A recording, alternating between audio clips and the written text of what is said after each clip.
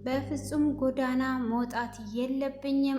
የአንድ ሰው ህይወት አጥፍቼ እስር ቤት መግባትና መበዝበዝ አለብኝ እያለች እንግዲህ ሀምላል የኤሚን ህይወት ለማጥፋት ጠርሙስ ሰብራ በር እየቀጠቀጠች ትገኛለች። ወይዘሮ ፋንቱም እንግዲህ ምርመራው ሁሉንም ነገር ጨርሷ ለኤሚ ለመስጠት ተዘጋጅቷ ትገኛለች። አቶ ሊኩንም እንግዲህ ለሀምላል ከዚህም በኋላ አንቺ አታስፈልጊንም ለኤሚ የሚሰጥ ሰው ተገኝቷል በማለት እንግዲህ ሀምላል በፍጹም ጎዳና መውጣት የለብኝም በማለት ራሴን ወይም ሌላን ሰው መግደል አለብኝ እያለ ትገኛለች። ወይዘሮ ፋንቱም እንግዲህ ከ30 ዓመት ቆይታ በኋላ ልጃቸውን ኑሃሚንን አግኝተውታል። ሆኖም ራሳቸውን የሳቱበት ምክንያት እንግዲህ ከዚህም በፊት የመኪና አደጋ ደርሶባቸው የማስታወስ ምንም ነገር አይችሉም ነበረ። በአሁን ላይ ግን አስታውሰው አቶ ሌኩና ወይዘሮ ዝናሽ እንደሆኑ ባወቁ ሰዓት ነበረ ራሳቸውን የሳቱት። ሆኖም ይሄን ነገር ግልጽ አረጉት ወይስ አላረጉትም የሚለውንም የምነግራችሁ ይሆናል። ሰላም ሰላም! ውድ የተወደዳችሁና የተከበራችሁ የማራኪ ቤተሰቦች ሰላማችሁ ባላችሁበት ዓለም ዳርቻ ብዝት ይበልላችሁ። ቀጣዩን ክፍል ይዤላችሁ ቀርብ ያለው እስከ መጨረሻ እንድትከታተሉኝ ስል በአክብሮት እየጋበዝኳችሁ እንግዲህ በባለፈው ክፍል ላይ ትንሽ ላስታውሳችሁ። የባለፈው ክፍል ላይ እንግዲህ አቶ ሌኩና ወይዘሮ ዝናሽ ከእስር ቤት ተፈተው ወደ ቤት ተመልሰው ነበረ። ወደ ቤትም እንደተመለሱ እየጠበቃቸው ሌላ ነገር ነበረ። እጅግ በመደሰት ሰላም እየተባባሉ እያለ ወይዘሮ ፋንቱ ከኩሽና ትወጣለች። ወይዘሮ ፋንቱም ከኩሽና እንደወጣች እንግዲህ አቶ ሌኩንን ስታይ ራሷን ስታው ወድቋ ነበረ ማለት ነው። እንግዲህ እነ ወይዘሮ ዝናሽም ሲያዩት ራሷን በመጣሏ እጅግ ደንግጠው ነበር። ራሷን በመሳቷ ምን እየተፈጠረ ነው ያለው የሚለውን ማለት ነው። እንግዲህ እጅግ በመደንገጥ ላይ እያሉ ነበረ ክፍሉ እየተጠናቀቀው። ወይዘሮ ፋንቱንም አንስተው ሶፋ ላይ አስቀምጠዋት ነበረ። ወይዘሮ ፋንቱም ወደ ራሷ ከተመለሰች በኋላ ምን ተፈጥሮ ነው? ምን ሆናችሁ ነው? በማለት ትጠይቃለች። እኔ ደህና ነኝ፣ ምንም እንዳታስቡ፣ ይቅርታ አድርጉልኝ፣ አስጨነኳችሁ አይደል ወይ? በደስታችሁ ቀን ይሄ ነገር በመፈጠሩ ይቅርታ አድርጉልኝ፣ እኔ ደህና ነኝ በማለት እንግዲህ ወደ ክፍሏ ትገባለች ማለት ነው። እነሱም አንቺ ብቻ ደህና ሁኚ በማለትም ወደ ክፍል እንድትገባ ካደረጓት በኋላ እንግዲህ ኤሚንም ከእንደገና ሰላም ብለዋት እንዴት ነሽ ልጄ ብለው እጅግ በመደሰት በሰላምታ ውስጥ ሰላም ካሏትም በኋላ እንግዲህ ምን ተፈጥሮ ነው? ምን ሆና ነው? ብለው እንግዲህ ቅመሜም እጅግ ደንግጧም እያለቀሰች ነበረ። እናቴ ምን ሆናብኝ ነው? አሮጊቴን ከዚህም በፊት አሟት አያውቅም፣ ምን ሆና ነው እያለች ብትደነግጥም እንግዲህ አሮጊቴም ፋንቱ ወደ ክፍሏ ገብታ እያለቀሰች ነበረ። ከ30 ዓመት በኋላ እውነት እነሱ ራሳቸው ናቸው። ወይዘሮ ዝናሽም አልተቀየረችም። አቶ ሌኩንም ራሱ ነው። እንዴት ሆኖ ነው እንደዚህ የሆነው? እኔ እንኳን እዛው ነው ያለሁት፣ እነሱ ጥሩ ሁኔታ ላይ ነው ያሉት በማለት እንግዲህ እያስታወሱ ወይዘሮ ፋንቱ እያለቀሰች ነበረ። ሆኖም እያለቀሰች ሳለ ልጄን ለካ ለዚህ ነው ሰላም ስለው ውስጤ እየተቀየረብኝ ብለው ይላሉ ወይዘሮ ፋንቱም። ስለዚህ አሁን ይህንን ነገር ምንድን ነው ማድረግ ያለብኝ? ማልቀስ የለብኝም በማለትም እንግዲህ እያሰበች ሳለ ኑሃሚንም እንግዲህ እናንተ ተጫወቱ፣ ይሄ ነገር በመፈጠሩ ይቅርታ አድርጉልኝ፣ በደስታችን ቀን ይሄ ተፈጠረ፣ ምን እንደሆነ አልገባኝም በማለትም እንግዲህ ሄጄ ትንሽ ለአጽናናት አብሬያት ልሁን፣ ወይዘሮ ፋንቱ ምን እንደሆነች ልያት ብላ ወደ ውስጥ ትገባለች። ወይዘሮ ፋንቱም እያለቀሰች ነበረ። ሆኖም እንባዋን ጠርጓ ምን ሆነሽ ነው? እያለቀሽ ነው ወይ ብላ ኑሃሚንም ስትጠይቃት እያለቀስኩ አይደለም፣ የኤሚ ነገር አሳዝኖኝ ነው፣ ቶሎ ብለን ቢያንስ የኤሚን ነገር እንጨርስ፣ እኔ ሄጄ መታየት እፈልጋለሁ ካላጣደፍኳችሁ ብላ ትላለች። እሷም እንደዛ በምትላ ሰዓት እንግዲህ እሷም እሺ በማለት ተስማማለች። እሷም እሺ ብላ ከተስማማች በኋላ እንግዲህ ንገሪያቸው ብላ ነበረ። ሆኖም እሷ አልነገረቻቸውም። ትሄድና እንግዲህ ምርመራውን ለማድረግ መጀመሪያ ለዳግም ለመንገር ትስማማለች ማለት ነው። ዳግምንም እንግዲህ ሄዷ ያለውን ነገር ተነግረዋለች። እሱም በነገረችው ሰዓት እንግዲህ ደስ ይለዋል። እውነት ምንም ሳታቀን ኤሚን ለማዳን ተስማማች እንዴ ብሎ ሲላት፣ አዎ እና እጅግ በጣም እየተደሰቱ እሷ ደግሞ እጅግ ግራ እየተጋባች ነበረ። ሆኖም እንግዲህ እዛ ጋር እሷ ግራ እየተጋባችም ቢሆንም እየደነገጠች ቢሆንም እንግዲህ ለኤሚና ወይዘሮ ዝናሽ ቁጭ ብለው እንግዲህ ኤሚም እንዴት ነው እንደ ከሳች ወይዘሮ ዝናሽ ልጅ የከሳሽ ጠቆርሽ ብላ ስትላት፣ ሀሳብ ነው ምግብ አጥቼ አይደለም በማለትም እየነገረቻት ሳለ እንግዲህ ሀምላለም ግማሽ ድርጅቱን 80%ቱን ወስዳለሁ ብላለች። ስለዚህ እኔ በፍጹም ይሄንን ነገር አልፈልግም እያለች እየነገረቻት ነበረ። ሆኖም እንግዲህ ወይዘሮ ዝናሽ ሁሉን ራሱ ወስዷ እኔ አንቺ ብቻ ሰላም እንድትሆኝ ነው የምፈልገው፣ ስለዚህ ምንም ነገር አንቺ እንዳትጨናነቂ ብላ ትላታለች። እሷም እንደዛ በምትላት ሰዓት እንግዲህ ለምንድን ነው አንቺ እንደዚህ የምትይው ብላ ትላለች። እኛ ያንቺን ሰላም ነው የምንፈልገው እንጂ ሌላ ነገር አይደለም ብላ ትላታለች። እንግዲህ እሷም እኔ አንቺ ብቻ ደህና እንድትሆኝልኝ ነው የምፈልገው፣ ሰላም እንድትሆኝ ነው የምፈልገው ብላ ትላለች።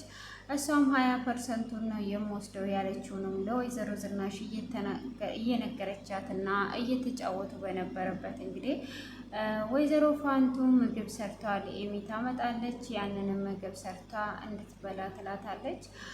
ይቅርታ አድርጉልኝና አላስቸኩላችሁ ብዬ ባስብም የዚች ልጅ ህይወት መታደግ ስላለብን ደማችን ስለሚመሳሰል እኔም ሄጄ ምርመራ ማድረግ እፈልጋለሁ ብላ ለወይዘሮ ዝናሽና ለኤሚ ትነግራቸዋለች። እጅግ በጣም ይደነግጣሉ ማለት ነው። ከዛን እንግዲህ ያንን ድንጋጤ ከደነገጡ በኋላ እንግዲህ በመደንገጣቸው እያሉ ምን እያልሽ ነው? እውነትሽን ነው ወይ ብለው ሲሏትም አዎ እውነቴን ነው፣ እኔ ሄጄ ምርመራ ማድረግ እፈልጋለሁ፣ ኤሚን ማዳን እፈልጋለሁ ብላ ትላቸዋለች። እጅግ በጣም ይደነግጣሉ ማለት ነው። እንግዲህ ያንን ደንግጠው እውነት ይሄ ነገር እውነት ነው እንዴ ብቻ ከኤሚ የሚቀረውን ነገር ነው የሚፈልጉት ማለት ነው ከሀምላል እንግዲህ እነሱ ያንን እየተደሰቱ እያለ ኑሃሚንና ኑሃም ይመጣሉ ማለት ነው። እንግዲህ እነሱም በመምጣታቸው ለወይዘሮ ዝናሽ አዎ እውነት ነው፣ እኔ እኮ ነግሬያት ነበረ አልነገረቻችሁም እንጂ በቃ ሄደን ምርመራ እናደርጋለን፣ የእግዚአብሔር ነገር በጣም ይገርማል በማለት እንግዲህ በመገረም በቤታችን ልጃችንን እንድትድን መጣች በማለት እጅግ ይደሰታሉ ማለት ነው። እንግዲህ በዛ አይነት መልኩ ተደስተው ይህንንማ ለአቶ ሌኩ መንገር አለብኝ ብላ ስትል መጀመሪያ ምርመራ ለማድረግ ይሄዳሉ። አቶ ሌኩንም እንግዲህ ከሀምላል ጋር ለመፈራረም ሄዶ ነበረ። እሷም እንግዲህ እየተኮራራች እና እየተንቀባረረች የልጅ ህይወት በእጅ ነው ያለው፣ አሁን ቶሎ ፈርምልኝ፣ 80%ቱን በቀልሽን መቼ ነው የምትተዩ ብሎ ሲላት፣ ይኸው አሁን ዛሬ 80%ቱን ስትፈርምልኝ ያኔ ነው እንግዲህ በቀሌን የምረሳው የምተው በማለትም ትናገረዋለች። እንግዲህ በዛ አይነት መልኩ እያወሩ አሁን የሄደክ መፈረም አለብህ እንግዲህ 80%ቱን ለመውሰድ እሷ ዝግጁ ትሆናለች ማለት ነው። በዚህ አይነት መልኩ እሷን በተዘጋጀችበት እንግዲህ ያንን ባደረገችበት ያን የሆኑ ለመሄድ ይስማማሉ። ብርም ቢሰጣት እንግዲህ ብሩንም አልፈልግም ትላለች። እንግዲህ ብሩንም አሁን አልፈልግም፣ አንተ እንድትፈርምልኝ ብቻ ነው የምፈልገው፣ በቀሌ የሚያበቃው ያኔ ነው ብላ ትለዋለች። አቶ ሌኩንም እንግዲህ ወዶም ሳይሆን ተገዶ ለመፈረም እየሄደ ይገኝ ነበረ። ሆኖም እንግዲህ ወይዘሮ ፋንቱና ወይዘሮ ዝናሽ ኑሃም ሆነው ወደ ሕክምናው ቦታ ሄደው ነበረ። ወደ ሕክምናው ቦታ ከሄዱ በኋላ እንግዲህ ለዶክተሩ ያለውን ነገር ይነግሩታል። ወይዘሮ ዝናሽ እንግዲህ በግልጽ ትነግረዋለች። አምላል ሙሉ ድርጅታቸውን ወስዷ ስለሆነ የምትሰጣቸው ምናልባት እንግዲህ የፋንቱ ከተመሳሰለ ያንን ነገር ለመተው እንደሆነም ለዶክተሩ ይነግሩታል። ዶክተር እጅግ ይደነግጣል። ይህ ነገር እኮ ኃጢአት ነው፣ እንዴት ነው እንደዚህ የምታደርገው? በማለትም እንግዲህ ተስፋ አደርጋለሁ የወይዘሮ ፋንቱ ሊሆንላችሁ ይችላል በማለት እንግዲህ ወይዘሮ ፋንቱ ወደ ምርመራ ያስገባቸዋል። ወይዘሮ ፋንቱም ወደ ምርመራ እየተመረመሩ ወይዘሮ ዝናሽ እጅግ በጣም ይገረማሉ። ይሄ ነገር እንዴት ተከሰተ? እኛ ሩቅን እያሰብን እግዚአብሔር በቤታችን ውስጥ አመጣልን በማለት እንግዲህ ወይዘሮ ዝናሽና አቶ ሌኩንም ወይዘሮ ፋንቱ ከነቃች በኋላም አቶ ሌክን በእርግጥ አውቋታል። አውቆ ነው ዝም ያለው። ወይዘሮ ዝናሽ እንዳላወቀች ነው የሆነችው። እንግዲህ እዛ ጋር የአቶ ሌኩ ሁለተኛ ሚስቱ ናት ማለት ይቻላል ማለት ነው። እንግዲህ እሷ ምርመራውን እያደረገች እያለ ደሟ ብቻ ስለሚመሳሰል ወይዘሮ ዝናሽ ለአቶ ሌኩን ደውዬ መንገር አለብኝ ብላ ትላለች። አቶ ሌኩንም እንግዲህ ከሀምላል ጋር ለመፈራረም እየሄደ እያለ መንገድ ላይ እያለ ወይዘሮ ዝናሽ ስልክ ትደውልለታለች። ያንንም ስልክ በመደወል እንግዲህ ያለውን ነገር ትነግረዋለች ማለት ነው።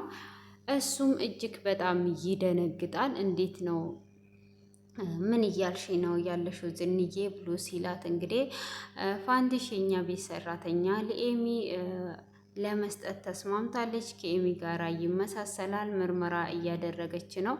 ከሀምላል ጋር ካለ ከእሳት ታስነቃ አውራኝ ብላ ትለዋለች። እሱም እንግዲህ እያስቀየሰ ያወራታል። ካወራትም በኋላ እንግዲህ አሁን ወደ እኛ ጋና ልጄ ሆስፒታል ናት በማለት ቶሎ ብለ ወደ ኔና መፈረሙን አቁምና ትለዋለች። እሱም እንግዲህ ለሀምላል ኤሚ ሆስፒታል ሄዷለች፣ ስለዚህ ከሆስፒታል መልስ እፈርምልሻለሁ ብሎ ይላታል።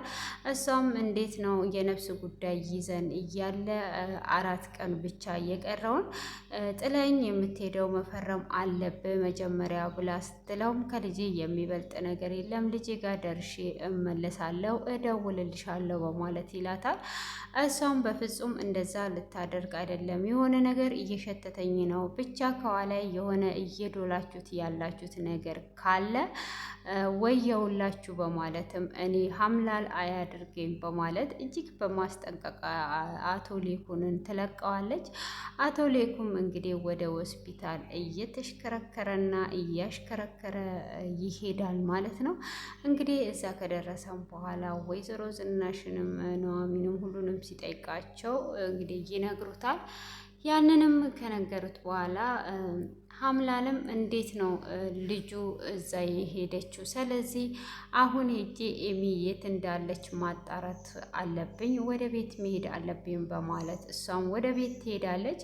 ወደ ቤትም ስትሄድ ኤሚ ሆስፒታል አልሄደችም፣ ቤት ነበረች። አንቺ እዚህ ምንድን ነው የምትሰሪው? አባትሽ ሆስፒታል ገብታለች አላለም ወይ? አንቺ እዚህ ምን እየሰራሽ ነው? በማለት ትጠይቃታለች። እሷም ምን እየሆንሽ ነው ያለሽው? እኔ ያንቺን አልፈልግም ውጭልኝ በማለት ትላታለች። እሷም እያሾፈችባት ይህንንማ ደውዬ አረጋግጣለሁ ትላለች። አቶ ሊኩንም እንግዲህ እዛ ደርሶ ነበረ። ወይዘሮ ፋንቱም ምርመራዋን ታደርጋለች። ምርመራዋንም ካደረገች በኋላ እንግዲህ ያለውን ነገር ዶክተሩ ሌላ ህመም አለብሽ ወይ በማለት ይጠይቃታል። እሷ ሌላ ህመም የለብኝም፣ ሆኖም ግን ከዚህም በፊት የመኪና አደጋ ደርሶብኛል። ማስታወስ ለተወሰነ ጊዜ ምንም ነገር ማስታወስ አልችልም ነበረ ብላ እንግዲህ ለዶክተሩ የደረሰባትን መኪና አደጋ ትነግረዋለች። እሱንም እንግዲህ ኑሐሚን እናቱ ሌኩን በረንዳ ላይ ለማድረግ በምትሄድበት እና ባስቀመጠችበት ሰዓት ከእንደገና ቅር ብሏት ወተት ይዟለት እየሄደች እያለ እንግዲህ መኪና አደጋ ደርሶባት ራሷን ስታ ለ30 ዓመታት ከልጇ እየተለየችበትን እጅግ እያለቀሰች ስትነግረው ነበረ። እንግዲህ ዶክተሩም እኔ አንዳንድ ነገር ካመመሽ ለማለት ነው ስለ ልጅሽ በጣም አዝናለሁ እና እንደዚህ አትሁኚ፣ ሁሉም ነገር ሰላም ይሆናል፣ በዛውም ትታከሚያለሽ ብሎ ይላታል። እግዚአብሔር ለዚች ቀን ያቆየኝ የሚል ላድናት ፈልጎ ሊሆን ስለሚችል ምንም ችግር የለውም በማለትም እንግዲህ ትለዋለች። እሱም እንዳታዝን ያጽናናታል። ሆኖም እንግዲህ እሷም ኤሚን ብቻ ላትርፋት እንጂ ለእኔ ችግር የለውም እኔ ሰላም እሆናለሁ በማለት ትላለች። እንግዲህ ውጤቱ ሲመጣ እናያለን። አሁን ሙሉ ምርመራ ይደረግልሻል በማለት ይላታል ማለት ነው። እንግዲህ ያንን ካላት በኋላ ሀምላንም ለአቶ ሌኩ ትደውልለታለች። አንተ የት ነው ያለው? ልጅጌ ታማ ሆስፒታል ናት ያለችው ብለኸኝ ነበረ፣ ግን ኤሚ ቤት ነው ያለችው በማለትም ትጠይቀዋለች። እሱም ኤሚ ቤት ናት ያለችው ብሎ ሲጠይቃት አንቺ የት ነው ያለሽው በማለት ሲጠይቅ ለማጣራት ወደዚህ መጥቼ ነው በማለት ትጠይቀዋለች። እሱም በቃ እንግዲህ ትንሽ ታገሺ፣ እኔ እደውልልሻለሁ ብዬሽ አልነበረ ወይ? ምን ልትሆኚ ወደዛ ሄድሽ? ለምንድን ነው የማትታገሹ? በማለትም ይናገራታል። እሷም ከኔ ኋላ የሆነ ነገር እየዶላችሁ ካላችሁ እኔ ሀምላል አይደለውም በማለት እንግዲህ እያለችው እያለ ዶክተሩን ይወጣና የምስራች ብሎ ይላል። ምንድን ነው በማለትም ሲጠይቁ በቃ አሁን ወይዘሮ ፋንቱን ለኤሚ መለገስ ትችላለች በማለት እንግዲህ ይነግረዋል ማለት ነው። እሷም ስልኩን ስላልዘጋች እጅግ ትደነግጣለች። ይሄ ነገር በፍጹም መሆን የለበትም። ይሄ ነገር ከሆነ እኔ ጎዳና ልወጣ ነው ወይ? እነሱ ተደላድለው ኖረው እኔ ጎዳና መውጣት በፍጹም የለብኝም። እንዴት ነው ጎዳና የምወጣው? እዚህ ደረጃ ላይ ደርሼ ብላ እያለች እንግዲህ አቶ ሌኩንም እንግዲህ አሁን ከስረሻል፣ ምንም ነገር የለሽም፣ የሰጠውሽን ብር እንኳን ብትቀበይ ይጠቅምሽ ነበር በማለት ያሾፍባታል።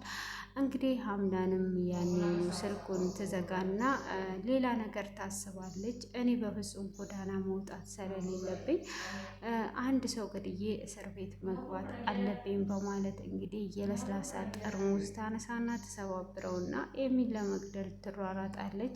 ኤሚና ቅመሜ ቤት ስለነበሩ የሆነ ክፍል ውስጥ ገብተው በሩን ይዘጋሉ። እሷም ክፈችልኝ እያለች እንግዲህ ልትገላት ታስባለች። እነ ወይዘሮ ዝናሽም እጅግ ይደነግጣሉ። ቶሎ ዳግም እዛ ሰፈር ካለ ደውልለት ብሎ ለነዋሚ ሲሉት ነዋሚንም እዛ ሰፈር ዳግም ላይኖር ስለሚችል እኔን የሚሄድ ያለብኝ በማለት እነሱን ትቷቸው እየሮጠ ወደ መኪናው ሄዶ መኪናው መሽከርከር እና ማሽከርከር ይጀምራል ማለት ነው።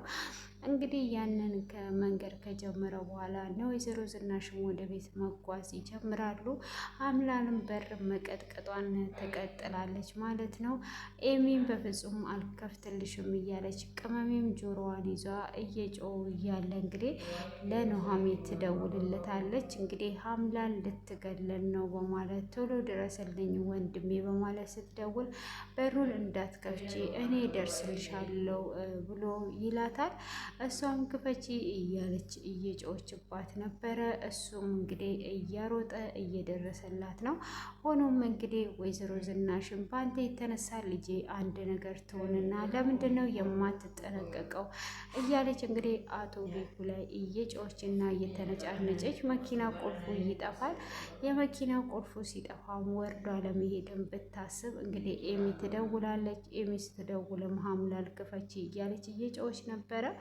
እንግዲህ እነ አቶ ሌኩንም ለመድረስ እያሽከረከሩ ሆኖም ኑሃም እዛ እንደደረሰ እሷም ወደ እኔ እንዳትጠጋ ብላ ትለዋለች። ወደ እኔ አንድ እርምጃ ከተጠጋግ ራሴን አጠፋለሁ በማለት እንግዲህ ጠርሙሱ ወደ ራሷ ይዛለች። እንግዲህ ራሷን ካጠፋች ኑሃም ወደ እስር ቤት ስለሚገባ ራሷን ለማጥፋት ጠርሙሱ ወደ ራሷ ደቅ ነው። ክፍሉ በዚህ አይነት ተጠናቋል ማለት ነው። እና አቶ ሌኩንም እየመጡ ነው እየተባረሩ። እንግዲህ አይዞሽ አምላልዬ ሼር አድርጉና አድርሱልኝ። እንግዲህ አይዞሽ እኔ ጋ ብር ስላለ ብር እንትን ነው እየጠረግን ነው የምንጥለው ጠዋት ጠዋት እና ስለዚህ ምንም ችግር የለውም። ወደ ላይ ቀና ብለሽ ወደ ታች ወረድ ብለሽ ስትይ ታጠፍ ታጠፍ እያልሽ እዚህ ሰፈር ስደርሺ ምንም ነገር ሳሰጪ በነፃ ታገኛለሽ ማለት ነው። እኛ ተርፎን እየጠረግን እየጣልን ስለሆነ መተሽ እንድትወስጂ ስል ማሳሰቢያዬን እያቀረብኩኝ እንግዲህ እንደዛው ነው እያልኩኝ እናንተንም ደግሞ ሰብስክራይብ እና ላይክ አድርጉና አድርሱልኝ። ሁለት ጊዜ ላይክ ካደረጋችሁ ይደርሳል ማለት ነው። እንግዲህ የዛሬው ይህንን ይመስላል። በሁለት ሰው ዜና በዘነዘናውን እያቀረብንላችሁም ቢሆን አንደኛዋ እዚህ ጋር ጅንጀና እየተጀናጀነችም ቢሆን እኔ ጅንጀናዬን ትቼ ለእናንተ ይህ ወሬ ላቅርብ ብዬ ነው። እንደዛ ነው።